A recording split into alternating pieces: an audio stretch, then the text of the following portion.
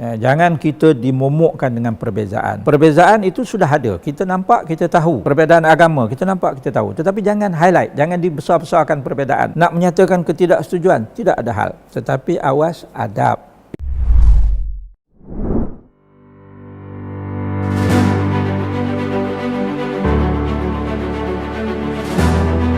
Apa maksud bebas memerintah ataupun berkerajaan sendiri?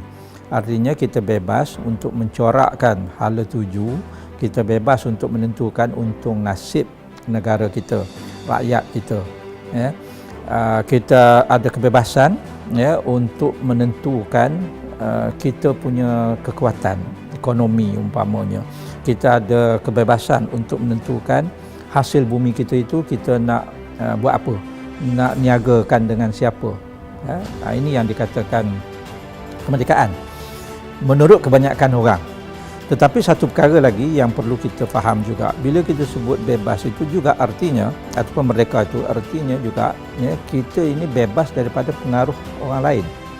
Maknanya kita mempunyai jati diri kita sendiri, kita mempunyai cara fikir kita sendiri, kita mempunyai pegangan kita sendiri ya, tanpa perlu terikut-ikut dengan orang lain.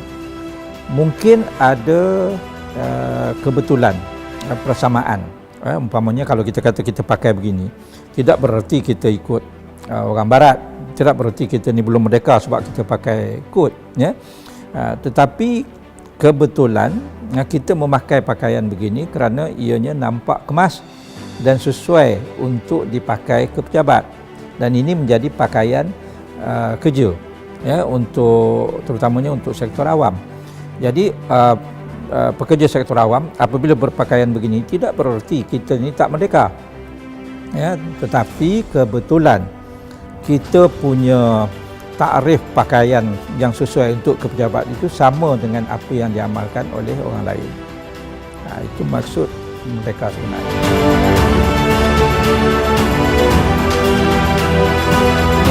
Salah satu alat ya, untuk menyatupadukan rakyat sesebuah negara adalah sukan. Penglibatan dalam sukan, apabila kita bertanding ataupun bersaing dengan negara lain, maka yang kita lihat bukan kepada warna kulit atlet itu. Kita bukan lihat kepada kaum etnik atlet itu. Yang kita lihat ialah bendera yang dibawanya. Jadi kalau atlet itu apa bangsa sekalipun membawa bendera Malaysia, maka secara langsung orang Malaysia tak kira apa bangsa akan menyokongnya. Saya teringat kata-kata almarhum Tunku Abdul Rahman apabila beliau menganjurkan membuat pertama kali Pesta Bola Merdeka. Jadi orang tanya dia, kenapa Tunku lebih minat bola sepak berbanding dengan sukan lain? Jawapan dia kata, saya suka bola sepak sebab bola sepak ini satu permainan, satu jenis sukan yang semua bangsa boleh main. Kalau kita ambil pimpong umpamanya, satu bangsa, satu grup, satu kelompok bangsa sahaja yang lebih cenderung untuk bermain sukan tersebut. Kalau kita ambil takraw umpamanya, sepak takraw, satu kelompok bangsa sahaja yang lebih cenderung untuk bermain sukan tersebut. Tapi kata Tunku, ini kata Tunku bukan kata saya. Kata Tunku, saya minat bola sebab apabila kita kata pasukan bola sepak, semua bangsa boleh main. Dan apabila semua bangsa ni tadi yang kita kata tim Malaysia bermain, maka semua bangsa yang menjadi penonton, penyokong itu akan menyokong pasukan kita.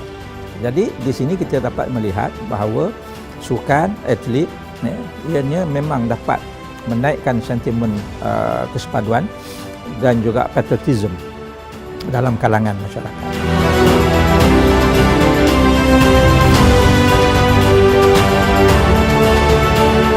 Jadi berbalik kepada soalan tadi, dalam zaman sekarang ni dengan adanya media sosial dan sebagainya, apakah adab itu sudah tidak perlu lagi? Maknanya kita sudah boleh bebas mengkritik dan sebagainya sebab kita nak mempraktikkan kebebasan pandangan dan sebagainya. Saya nak sebutkan di sini, sebenarnya tidak ada halangan untuk kita memberi pandangan, tidak ada halangan untuk kita komen, tidak ada halangan untuk kita menyatakan ketidaksetujuan dengan pandangan sesiapa pun. Tetapi pada waktu yang sama, kita perlu ingat bahawa kita ni orang Malaysia. Masih ada kebebasan, tetapi kebebasan itu perlu datang dengan tanggungjawab. Perlu mengambil kira adab, perlu mengambil kira sopan santun kita orang Malaysia. Dan kena ingat salah satu prinsip dalam rukun negara kita, kesupanan dan kesusilaan. Jadi nak mengkritik tidak ada hal. Nak menyatakan ketidaksetujuan tidak ada hal. Tetapi awas adab. Jadi jangan terus menghina orang, jangan terus memanggil orang dengan gelaran-gelaran yang jelek-jelek. Itu sudah tidak beradab namanya.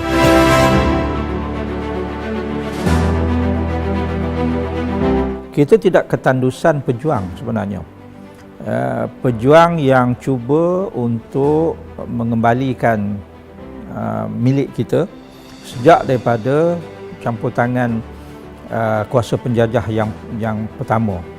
Dan dalam usaha untuk mendapatkan kembali kita punya hak milik itu, sama ada dalam bentuk tanah ataupun maruah, memang sudah ramai pejuang-pejuang kita. Tentulah beberapa nama itu disebut dalam bahan sejarah, dalam buku sejarah. Ada yang diajarkan di sekolah pun kepada anak-anak kita, umpamanya macam yang disebutkan tadi, Datuk Bahaman, Mak Kilau, Tok Kupaloh, Abdul Rahman Limbung, Tok Janggut. Jadi itu beberapa nama, sekadar beberapa nama yang disebut. Tetapi ramai lagi sebenarnya pejuang-pejuang yang turut sama menggadaikan nyawa. Sudah tiba masanya untuk kita memperbanyakkan lagi saluran untuk mengkomunikasikan perjuangan pejuang-pejuang di Malaysia ini. Sudah tiba masa kita mengkomunikasikan kembali hakikat perjuangan ini kepada semua masyarakat.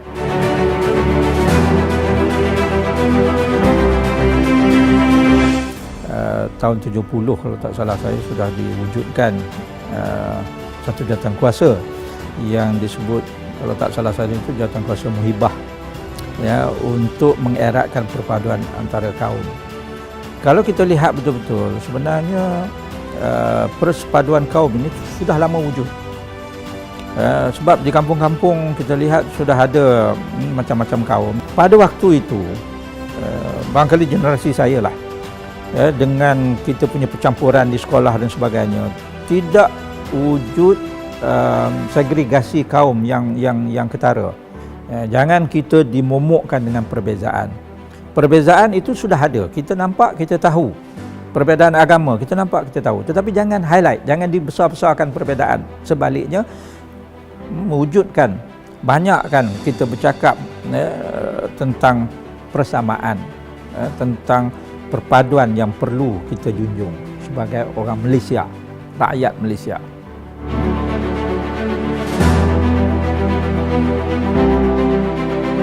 Mungkin kena ubah paradigma. Maknanya bila kita kata kibarkan jalur gemilang itu bukan kibar bendera fizikal sahaja. Ianya boleh juga dalam bentuk app lain, dalam smartphone. Maknanya kempen kibar jalur gemilang, di samping jalur gemilang fizikal itu yang seperti mana kita buat sedia buat, mungkin menggunakan jalur gemilang itu sebagai background ke dalam kita punya laptop, ataupun menggunakan jalur gemilang itu sebagai background pada kita punya WhatsApp ke, ataupun kita punya smartphone ini. So itu adalah merupakan perubahan yang disesuaikan dengan minat dan kecenderungan generasi muda. Jadi baru dia rasa okey, banyak cara lagi. Hasratnya sama, tujuannya sama, iaitu untuk menyemarakkan semangat patriotisme, semangat sayangkan negara dan simbol negara, iaitu bendera itu.